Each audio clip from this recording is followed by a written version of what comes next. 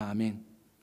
이 설교자들이 굉장히 고민하는 날들이 있습니다. 그게 절기가 오면은 무슨 고민이 되는가 하면은 이것도 절기 설교를 해야 되는데, 이 목사님들이 만나면 대부분 그렇습니다. 제일 이제 힘든 게 성탄절하고 추수감사절이래요. 부활절도 마찬가지고. 메시지가 뻔하지 않습니까? 부활절에 부활하고 감사절에 감사하고 성탄절에 예수님 오시면 해야 되는데, 이때마다 오늘은 또 무슨 말씀을 전하지 이런 생각이 무슨 말씀을 전하지는 아니고 무슨 말씀을 전해야 되겠다는 건 확실한데 그걸 어떻게 전하지 이제 그런 고민이 나오는 겁니다. 사실 오늘 그런 고민 가운데 제가 이제 데살로니가전서 5장 18절 감사절에 가장 많이 읽는 많이 보는 그 구절을 저희들이 오늘 함께 나누려고 합니다. 범사에 감사하라. 이는 그리스도 예수 안에서 너희를 향한 하나님의 뜻이니라. 이 감사절이 되면은 항상 우리가 한 번쯤은 읽어보고 한 번쯤은 생각하고, 그리고 신앙생활을 오래 하시는 분들은 이 본문 가지고 한 수십 년은 메시지를 들었을 것입니다. 그래도 감사절인데 어떡합니까? 또 감사의 메시지를 우리가 함께 나누어야 되니까요. 자, 여기 사도 바울이 데살로니가 교회 교인들에게 했던 이 5장 18절 한마디로 보면 항상 감사하라는 겁니다.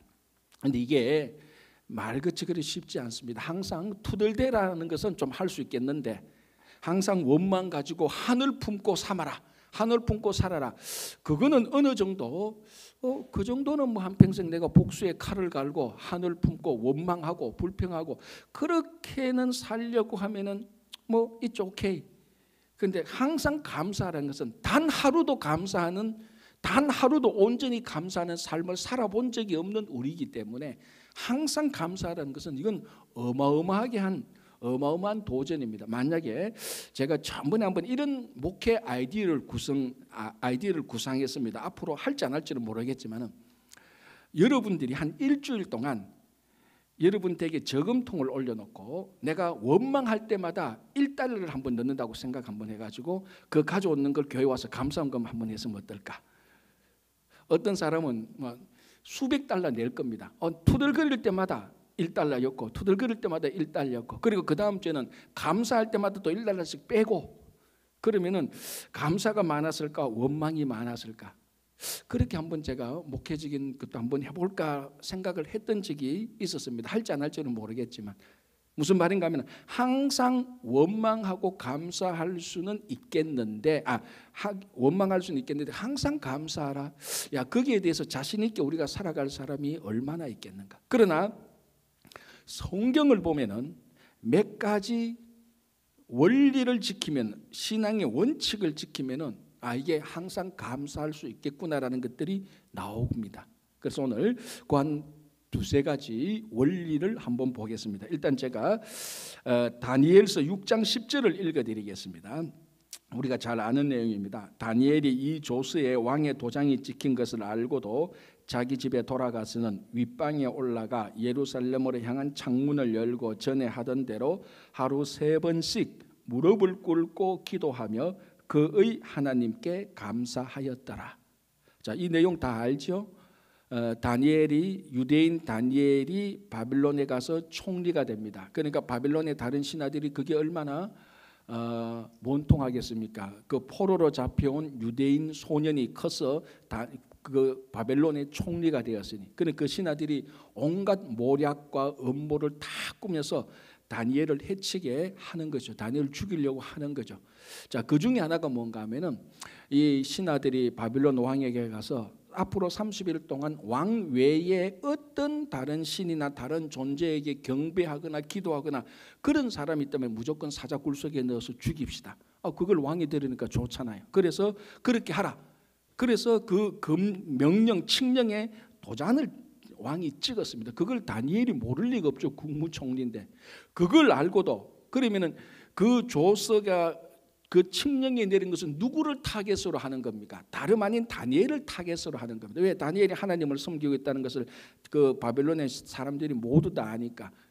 그러면 다니엘은 앞으로 30일 동안 하나님께 기도하거나 하나님을 섬기거나 그런 말도 생각도 내서는 안 되는 겁니다.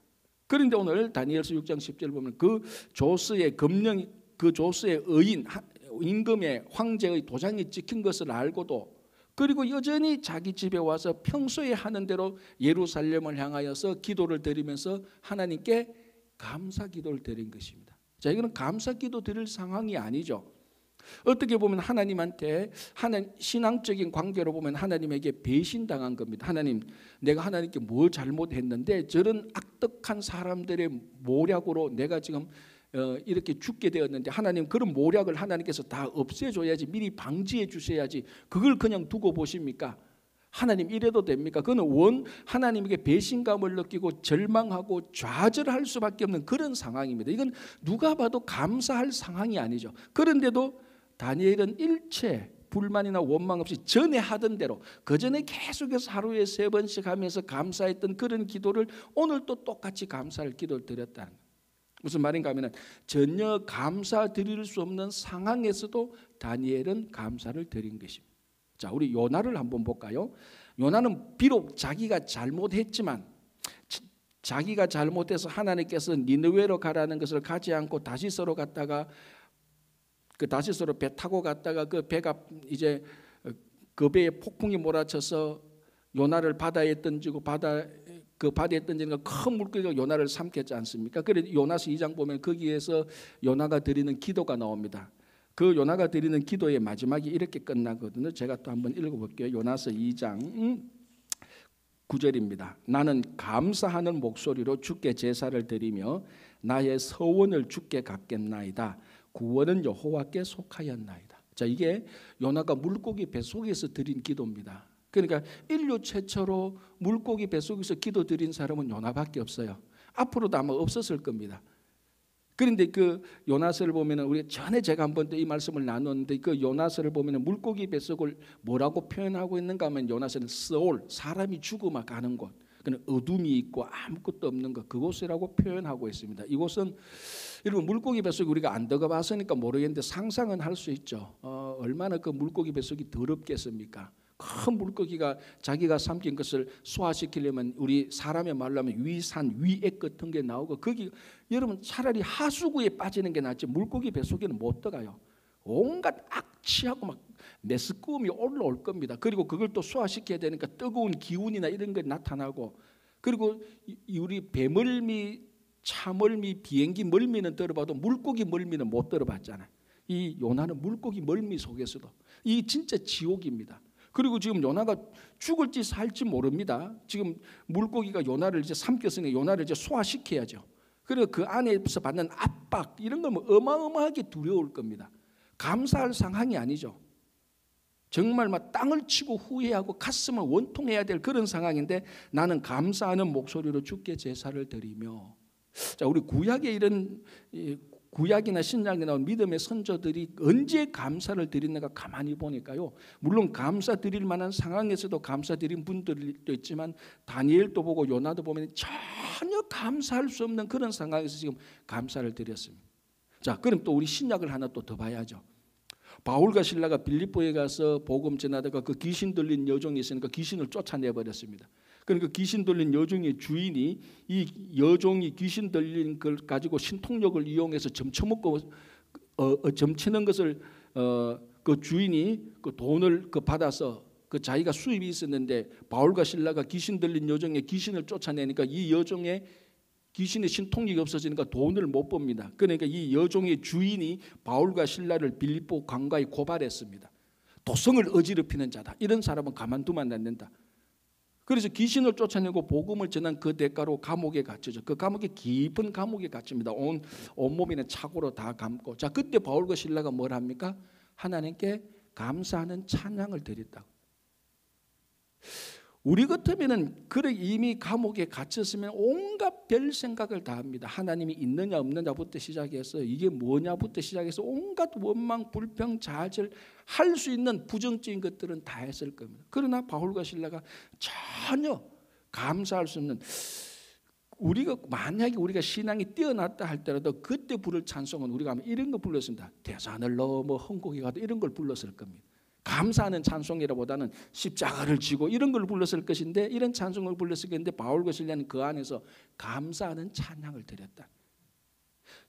그러니까 우리가 항상 감사할 수 있는 원리는 성경을 보면 믿음의 선조들이 감사할 수 없는 상황, 절망과 좌절이 있는 그런 상황에서 감사를 드린 겁니다.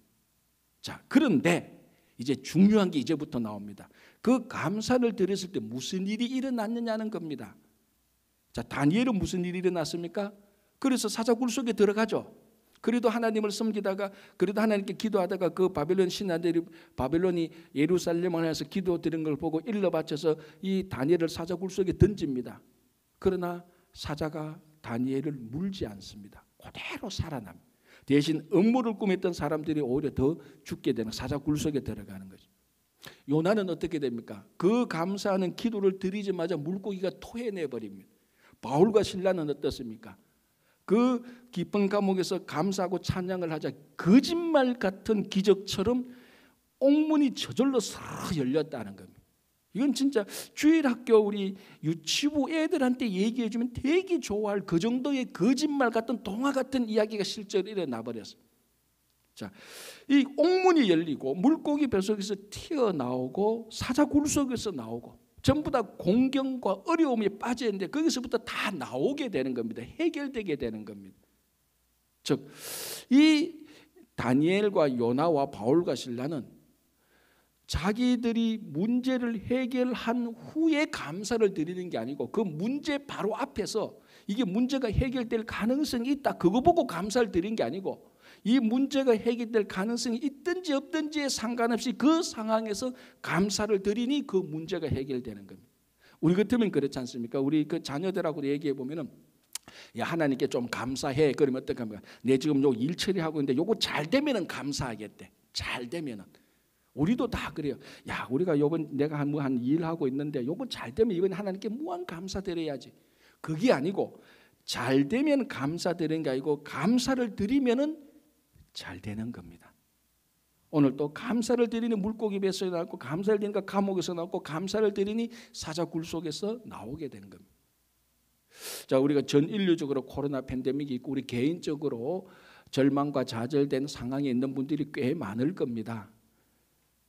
감사드릴 형편이 아니죠. 어떻게 이렇게 보든지 저렇게 보든지. 그러나 항상 감사하는 것은 어떤 상황에서든지 감사를 드릴 수 있는 겁니다. 그럼 우리 항상 감사하죠. 그러면 그 어떤 상황, 감사드릴 수 없는 상황에서 문제 해결한 후가 아니고 문제 해결 전에 감사를 드렸을 때 성경은 증거합니다.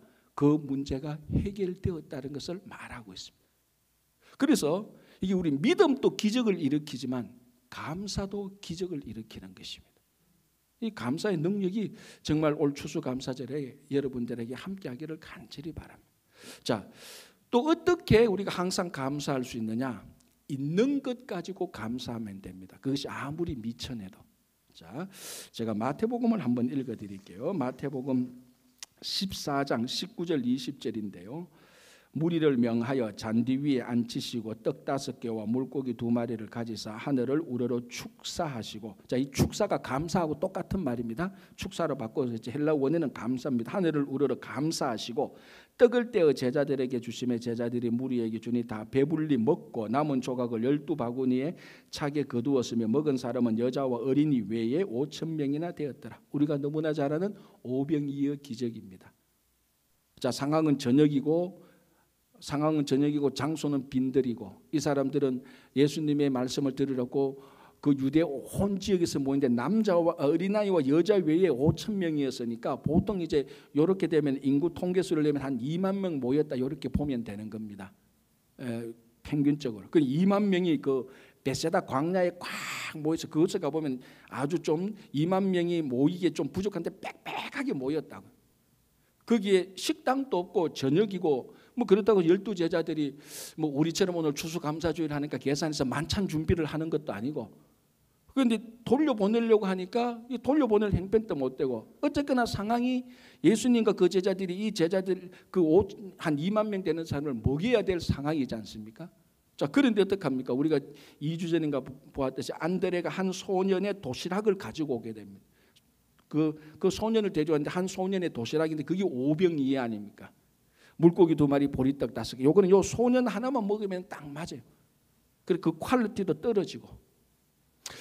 자, 우리가 한번 약간 신앙의 상상력을 발휘해서 한번 생각해 보십시다. 아니 지금 한 2만 명을 먹여야 되는데 아무것도 가진 게 없어. 재정 담당하는 가룟 유다에게 물어보니까 돈도 별로 없어. 돈이 있다 한들 그것을 지금 뭐 그 테이크아웃 할 수도 있는 것도 아니고 식당으로 갈 수도 있는 것도 아무것도 안 되는 거예요. 자, 그런데 안드레가 한 소년을 데리고 오는데 도시락 하나를 냈는데 오병이어야. 제 같으면은 야, 이거 가지고 뭐 어떡하라고? 그래, 이거 가지고 뭐 어떡하? 내 먹으라고? 내 먹기도 모자래. 어떻게 내 혼자 먹냐? 이게 다 있는데. 제 같으면 진짜 투덜대고 이 12명의 제자들 보고 야, 이 제자들 12명 데리고 왔더니 할 수 있는 건 하나도 없고 말이지. 이런 걸 좀 예산해서 미리 좀 작전을 짜고 해야 되는데 아마 그렇게 했을 겁니다. 그런데 그 미천한 한 사람의 식량분을 가지고 오늘 마태복음 14장 19절 20절에서 그 있는 것을 가지고 예수님께서 하나님께 감사했다는 겁니다. 이건 감사할 수 있는 어마운트, 감사할 수 있는 분량이 아니고 감사할 수 있는 물질이 아닙니다. 그 상황에서 2만 명을 먹여야 되는데 한 명 먹을 것밖에 없으니까. 자, 그래서 제가 좀 계산을 해봤습니다. 이게 2만 명을 먹여야 되는데 한 명 먹을 것밖에 없다. 그럼 이게 몇 퍼센트인가? 2만 분의 1 곱하기 100 하고 딱 하니까 0.05 나옵니다. 그럼 0.05%를 가지고 있는 거예요. 0.05% 가지고 어떻게 100%를 채우냐? 불가능합니다. 이거 가지고는 너무 미천하죠. 이거는 감사할 게 아니고 이거는 필요 없어라고 쓰레기처럼 내버릴 수밖에 없는 겁니다. 그런 예수님은 그 있는 것 가지고 있는 것 가지고 0.05%를 가지고 감사를 드렸는데 100%를 채우고도 12강주리가 남았습니다. 그래서 제가 전번에 이 오병이어의 기적을 제가 전번에 안드레가 이 소년을 데리고 왔기 때문에 안드레의 기적이라고 말하는데 오늘은 저는 이 본문을 좀 제목을 좀 바꾸고 싶어요. 자꾸 변덕스럽게 제목을 바꿔서 미안한데 0.05%의 기적. 있는 것 0.05%를 손에 가지고 거기에 감사를 하니 이 감사를 통하여서 계속해서 떼어줘도 100%를 채우고 12강주리가 남았으니. 그러니까 이 성경을 가만히 보면요, 우리가 믿음만 기적이 아니고 앞에서도 말했지만 감사에 놀라운 기적을 일으키는 작동하는 힘이 있다는 겁니다. 자, 우리 북이스라엘에서 제일 유명한 왕이 아합 왕입니다. 그죠? 아합 왕이 가진 게 얼마나 많습니까? 한 나라의 왕인데. 그런데 뭘 탐냅니까? 왕궁 옆에 있는 나봇이라는 사람이 가지고 있는 포도원을 탐냅니다. 그런데 이 포도원 나봇한테 물어보니까 나봇이 이거 팔 수가 없다. 왜? 우리 조상으로부터 물려받은 것이기 때문에 다른 집하나 다른 사람에게 넘겨줄 수 없다고 우기는 겁니다. 그런데 이 왕이 그것 때문에 걱정 근심을 하죠. 그러니까 아내 이세벨이 왕의 걱정 근심을 들어보고 걱정하지 마라. 그래서 이 악한 여자 이세벨이 음모와 모든 모략을 다 짜서 나봇을 죽이고 결국 그 포도원을 차지하게 됩니다. 그때에 하나님께서 선지자 엘리야를 보내서 아합과 이세벨에게 뭐라고 말합니까? 우리 열왕기상 21장을 보면은 이 일로 인하여서 아합과 이세벨이 나봇의 포도원을 빼앗고 그리고 나봇을 죽인 이 일로 인하여서 개들이 너희들의 시체를 핥아먹을 것이다. 그리고 실제로 아합이 죽을 때도 이세벨이 죽을 때도 다 비참하게 죽는데 다 개들이 나타나서 그들을 핥아먹어요. 자, 한 나라의 왕비가 죽었는데 개들, 자, 우리도 그렇지만 성경에서 개가 와서 뭐 사람에게 뭐 한다는 것은 굉장히 부정스럽고 저주스러운 일입니다. 한 왕비가 죽었는데 개들이 와서 그 시신을 핥아먹고 있을 정도니까 얼마나 이게 비참한 죽음입니까? 왜 아합 왕과 이세벨이 이렇게 비참한 죽음을 마련했습니까? 이렇게 당했습니까? 자기가 가지고 있는 왕으로서 자기가 가지고 있는 그 많은 것에 만족하지 못하고 감사하지 못하고 자기 왕궁 옆에 있는 포도원 그거 하나 탐욕을 누리다가 이런 비참한 죽음을 가지게 되는 것입니다. 여러분 다시 퍼센트로 따지자면 이 나봇이 가지고 있는 포도원은 아합 왕이 가지고 있는 것의 어마운트의 0.05%도 안 되는 거예요. 아합은 자기가 가지고 있는 것에 0.05%도 안 되는 오병이어 물고기 2마리 보리떡 그 물고기 2마리 보리떡 5개도 안 되는 그 나봇의 포도원을 자기가 가지려고, 자기는 99.999%를 아니 100%를 다 가지고 있으면서 그 가지고 있는 것에 만족하지 못하고 나봇의 포도원 하나 0.05%도 안 되는 그것을 탐내서 가지고 있는 것을 감사하지 못하다가 비참한 죽음을 당하게 되는 것이. 여러분, 우리가 이민자로 살 때에 우리가 가지고 있는 것, 우리에게 주어진 것, 내 손에 있는 것을 이렇게 쭉 보면은 뭐 주류 사람들하고는 참 적습니다. 신분이나 지위나 뭐 건강이나 뭐 명예나 물질이나 권력이나. 그러나 여러분, 예수님은 그 벳세다 광야, 그 광야 빈들에서 손에 있는 0.05%를 감사를 했습니다. 여러분 자녀들이, 여러분 손자 손녀들이 아무리 공부를 못해도 100명 중에 꼴찌를 해도요 1%밖에 안 돼요. 2만 명 가운데 꼴찌를 해야 0.05%가 됩니다. 그러면 우리 자녀들, 우리 손자 손녀들, 우리 자녀들이 가지고 있는, 우리 손자들이 가지고 있는 것 웬만해서는요 0.05%다 이상 되는 거예요. 충분히 우리는 우리들에게, 하나님께서 지금 우리들에게 주신 것을 충분히 감사할 수 있습니다. 숫자로 계산해도 예수님은 0.05%를 가지고 감사를 했고, 아합은 0.05%를 더 가지려고 탐욕을 부리다가 그래 비참한 죽음을 당했습니다. 우리가 가지고 있는 것, 우리가 더 많이 가지고 더 높이 올라가야 가지고 더 넓어져야 감사를 하는 것이 아니고, 지금 내 손에 있는 것이 1%도 안 돼도 우리는 충분히 감사할 수 있는 겁니다. 예수님은 0.05% 가지고 100%를 채우고도 12강주로 남길 정도의 감사의 기적을 베풀었다면 그 예수님을 우리가 믿는데, 우리가 가지고 있는 것이 0.1% 이거 가지고 뭘 감사를 하겠냐, 10% 가지고 뭘 감사할 수 있겠냐, 0.05%에 비하면 어마어마한 터입니다. 우리 충분히 감사할 수 있습니다. 지금 가지고 있는 것만 해도 충분히 감사. 그렇게 한다면 우리는 항상 감사할 수 있는 것이죠. 자, 마지막으로 하나만 더 보겠습니다. 시편 136편 1절이 이렇습니다. 우리가 너무나 잘 아는 구절인데요. 여호와께 감사하라. 그는 선하시며 그 인자하심이 영원함이로다. 자, 여러분 지금까지 살아오시면서 그냥 다른 어떤 조건이나 이런 걸 보지 않고 순수히 여호와께서 선하시기 때문에, 여호와께서 인자하시기 때문에 거기에 감사를 드려본 적이 있습니까, 여러분? 가만히 생각해, 하나님이 너무 선하시다, 너무 인자하시다, 하나님이 내게 주신 것이 너무 많다. 그런데 지금 나는 내 상황은 뭐 별로 좋지도 않아. 그런데도 여호와의 하나님이 선하시고 인자하시기 때문에 우리가 진심으로 그 여호와의 선하심과 인자하심 때문에 감사를 드려본 적이 있는가? 그거는 감사질 때마다 우리는 조건이 채워지고 일이 해결되고 감사하는 감사는 세상 사람도 할 수 있는 그런 감사는 우리도 드리는데, 그렇지 않고 세상 사람들이 도무지 알 수 없는 여호와께 감사하는 것, 여호와의 선하심과 인자하심 그 자체를 감사하는 것, 그거 우리가 해본 적이 있는가? 그런데 실제로 우리 삶을 보면은 여호와의 인자하심과 선하심이 우리 삶에 꽉 배어 있습니다. 스며들어 있습니다. 아니 내 행편이 이거밖에 안 돼, 여기 여호와의 인자하심과 선하심이 어디 있어? 이렇게 여러분들이 투덜댈 수 있지만은, 자 한번 보십시다. 마태복음 6장을 보면은 예수님께서 이렇게 말합니다. 하나님은 선한 악인이나 선인에게 똑같이 햇볕을 주신다. 하나님은 의인과 불의한 자에게 똑같이 비를 내려주신다. 저는 처음에 이게 굉장히 불만스러웠어요. 하나님 어떻게 악인과 선인에게 똑같이 햇볕을 주시면 안 되지, 그렇지 않나요? 그리 하나님이 공평한 거 아닙니까? 세상은 불공평하더라도 하나님은 공평해야죠. 하나님이 공평하다면 악인과 선인을 구별해서 따로따로 줘야지. 하나님이 공평하시다면 의인과 불의한 자에게 비를 따로따로 내려야지. 아니 세상은 불공평한 건 참을 수 있겠는데 하나님이 불공평한 것은 내가 못 참겠어. 하나님 그러면 안 되죠.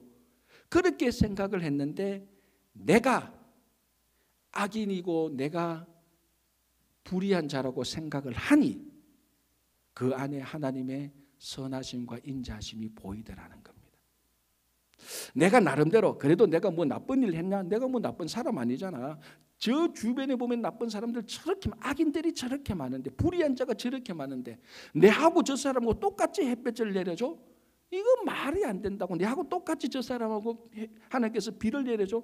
말이 안 된다고 생각했는데 내가 나를 보니 내가 악인과 불의한 자리에 있는 게 나다는 것을 진짜 내가 죄인이라는 것을 알고 나니 하나님이 악인과 선인에게 의인과 불의한 자에게 햇빛과 비를 똑같이 주는 것이 얼마나 은혜고 얼마나 선하심과 인자하심이 큰지 그제서야 알겠더라는 겁니다. 자, 어떤 상황에 무슨 일이 일어나도 감사하는 한 현자가 있었습니다. 자, 현자는 여자가 아닙니다. 어지러운 서성입니다. 가끔 뭐 현자 그러니까 현자라는 뭐 사람이 있는데 현자 서성 지혜의 사람 그 지혜자가 있었는데 그 제자들이 따라다녔죠. 근데 이 제자들이 불만이 있었어요. 무슨 일을 당해도 이 자기들의 서성은 감사만 드리니까. 근데 한 번은 그 서성과 제자들이 살고 있는 그 마을에 폭풍과 태풍과 바람이 불고 홍수가 나서 마을이 쑥대밭이 되었어요. 수없이 많은 사람들이 홍수에 떠내려가서 생사를 알지 못할 상황에 처했어요. 그때 이 제자들이 자기들끼리 쑥덕쑥덕합니다. 이번에는 선생님이 진짜 감사하지 못할 거다. 보라고 쑥대밭이 되잖아. 우리 지금 먹을 것도 없어. 그리고 많은 사람들이 생사를 알 수 없어. 여기에 감사한다면 하나님은 생사를 알 수 없는 그 가족들에게 우리 선생님이 여기에 감사한다면 생사를 알 수 없는 그 가족들에게 얼마나 수치를 주는 거야. 이번에는 감사할 수 없을 거야. 그래서 이 제자들이 선생님이 어떻게 말하는가 가만히 그 입만 보고 있습니다. 딱 있는데 선생님이 드디어 말을 합니다. 하나님, 오 신이시여, 지금 이게 뭡니까? 이 마을을 한번 보십시오. 눈이 있으면 이 마을을 보십시오. 쑥대밭이 되었습니다. 제자들이 옳거니 이제 우리 선생님이 드디어 감사를 하지 않는 신이시여, 이걸 보고 쑥대밭이 되었습니다. 우리 집은 다 부서졌고 우리 자녀들은 더 이상 학교에 갈 수 없고 많은 사람들이 홍수에 떠내려가서 생사를 알지 못하는데 많은 사람이 죽었을 겁니다. 이런 끔찍한 비극과 참상은 우리 평생에 들어본 적이 없습니다. 신이시여, 이게 어찌 된 일입니까? 그러니까 제자들이 잘한다 우리 선생님 잘한다. 그렇지, 그래야 되지. 그런데 선생님 합니다. 그러나 이런 끔찍한 일과 참상이 더 이상 지속되지 않으니 감사합니다라고 했다는 거예요. 여러분, 이 선생은 그 끔찍한 비극과 참상을 알지만 이것이 더 이상 지속되지 않고 거기서 멈추게 한 것에 대한 하나님의 선하심과 인자하심을 발견한 겁니다. 여러분, 우리 삶 속에 아무리 부정적인 일과 비극이 있어도 우리가 몰라서 그렇지 거기에는 엄청난 하나님의 선하심과 인자하심이 있습니다. 자, 한 가지 예를 들어볼게요. 만약에 여러분들의 나이가 90살입니다. 90살인데 이번에 코로나 팬데믹으로 인하여서 코로나 팬데믹으로서 병원에 입원을 했어요. 입원을 했는데 산소통을 맞이해서 산소통에 그 공기로 해서 좀 회복이 되었습니다. 그런데 병원에서 그날 하루 산소통 이용한 건데 6,500불 비리 날라왔어요.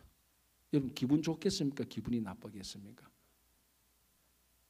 거기에 대한 감사가 나오겠습니까? 이거 뭡니까? 하루에 6,500불.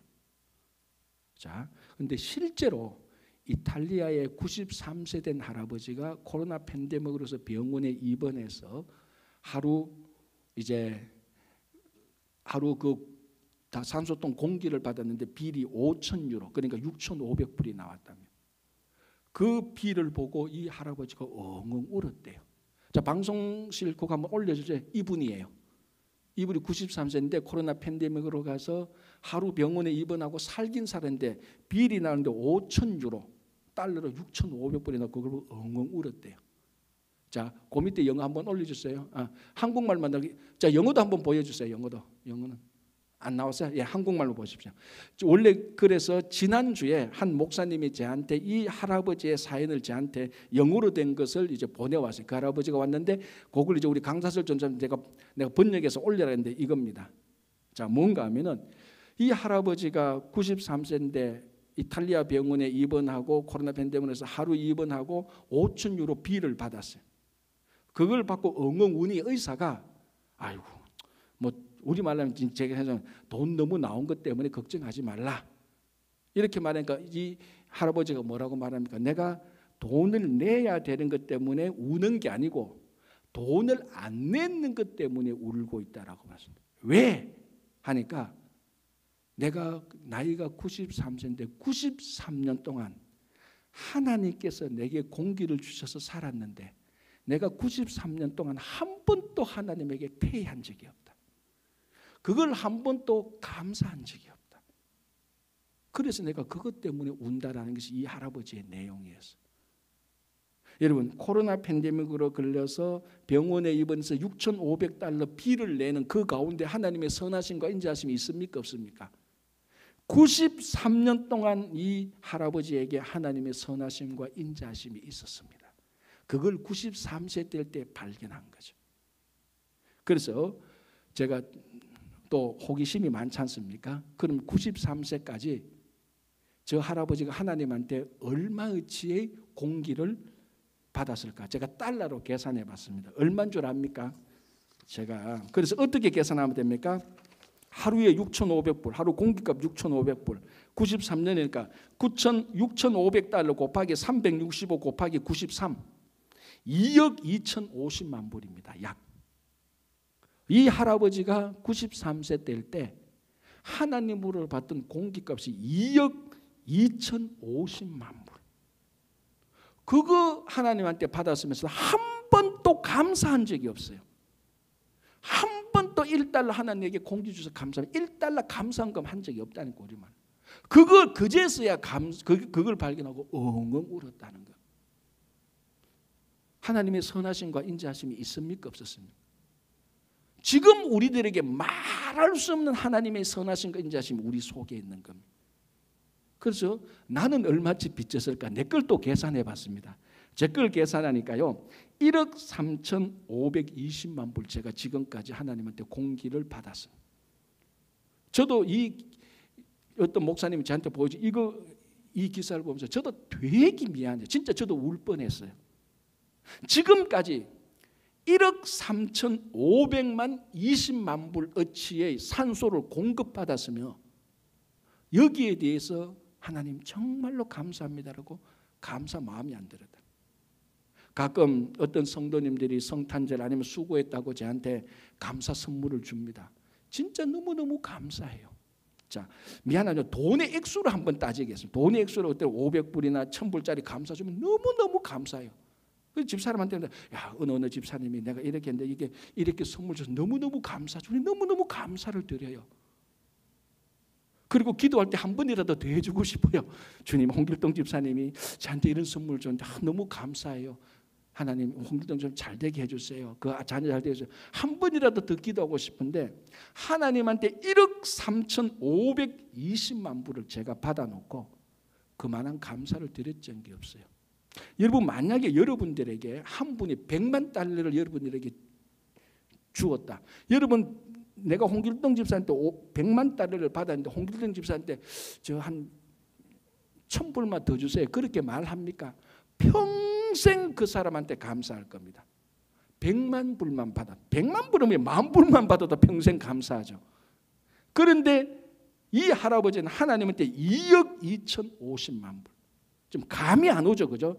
이게 지금 200만 불, 20만 불이 아니니까 2억 2,050만 불. 저는 1억 3,500만 20만 불어치의 공기를 받았어요. 하나님의 선하심과 인자하심이 우리 안에 있는데 그걸 몰랐다는 겁니다. 오늘 시편 기자 136편은 말합니다. 여호와께 감사하라. 그는 선하시며 그 인자하심이 무궁무진하다. 무궁무진하지 않습니까 여러분? 하나님, 여러분들이 하나님한테 받은 건 최소한 1억 5천만 불어치는 받았습니다. 그걸 생각하면 감사가 넘쳐 진짜 눈물이 터질 수밖에 없습니다. 진짜 그렇다면 우리는 항상 감사하죠. 여러분들이 1억 5천만 불, 2억 불을 받았는데 감사하지 않겠어요?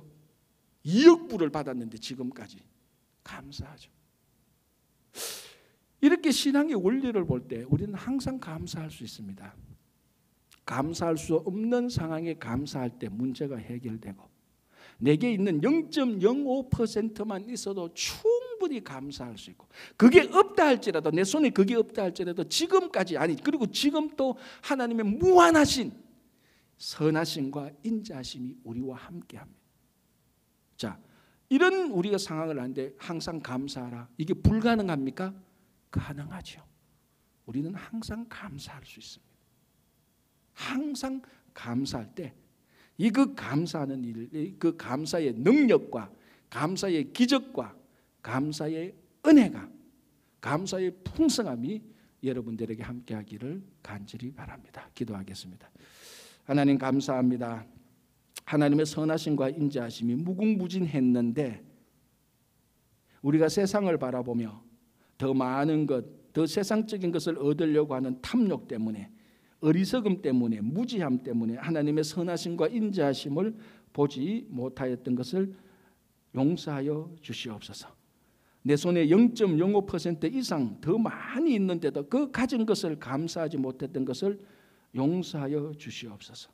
모든 일이 잘 되고 일이 술술 풀릴 때만 감사하고, 문제 앞에서 어려운 상황에서 감사하지 못한 것을 용서하여 주시고, 이제는 어떤 상황에서도 감사하고, 내 손에 0.05%만 있어도 감사하고, 아니 그게 없다 할지라도 하나님의 선하심과 인자하심으로 감사가 넘치게 하여 주시옵소서.